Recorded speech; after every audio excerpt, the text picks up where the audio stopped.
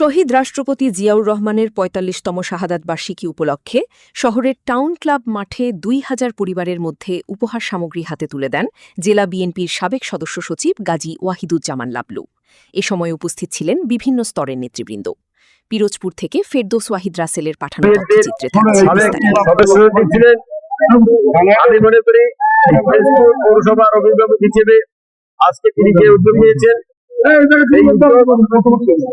বিগত দিনেও বিভিন্ন মানবিক সহযোগিতা করেছেন এবং আগামীতেও এই সহযোগিতা অব্যাহত থাকবে।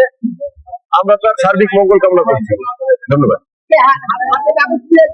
সাংবাদিক ভাইরা, আসসালামু আলাইকুম। স্বাধীনতা যুদ্ধের মহান ঘোষক, বাংলাদেশের প্রথম প্রেসিডেন্ট,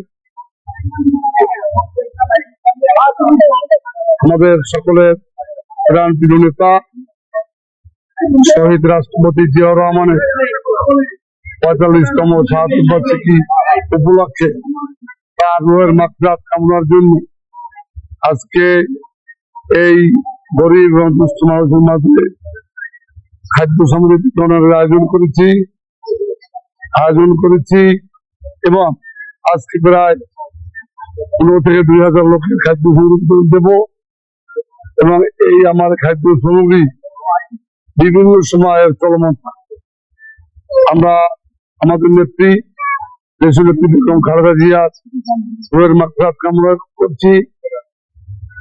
যারা অদ্যবধি স্বাধীনতা থেকে এই পর্যন্ত বিভিন্ন আন্দোলন সংগ্রামে শহীদ হয়েছে তাদের প্রতি শ্রদ্ধা জ্ঞাপন করছি এবং তাদের মনে ২,০০০ লোক ভবিষ্যতে চলমান থাকবে, ভবিষ্যৎ চলমান থাকবে ইনশাআল্লাহ।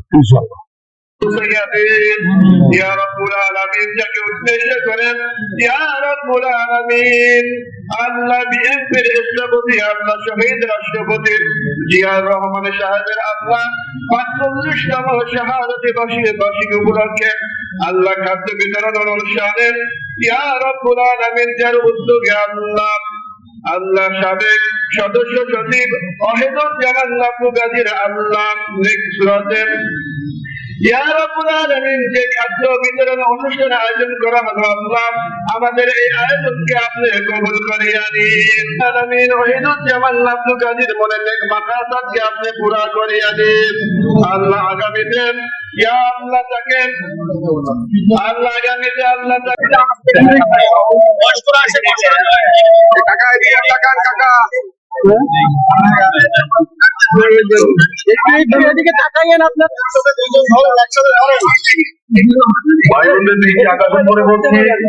আপনারা কোনো ঠেলাঠেলি করবেন না, ধৈর্য সহকারে আপনারা দাঁড়াবেন, একজন একজন করে আসবেন ডাক দিয়ে।